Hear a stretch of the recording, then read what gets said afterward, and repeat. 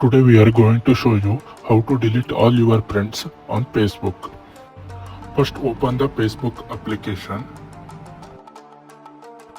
Then click on the profile option.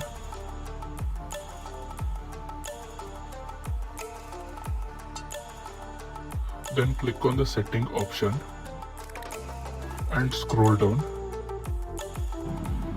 and click on the activity log option. Then click on the connection option. Then click on the manage friends option. Then click on the filters option.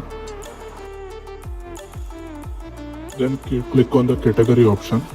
Then click on your friends option. Now you click on the three dot option and click on the unfriend option to unfriend your friends. You repeatedly make this process to unfriend all of your friends.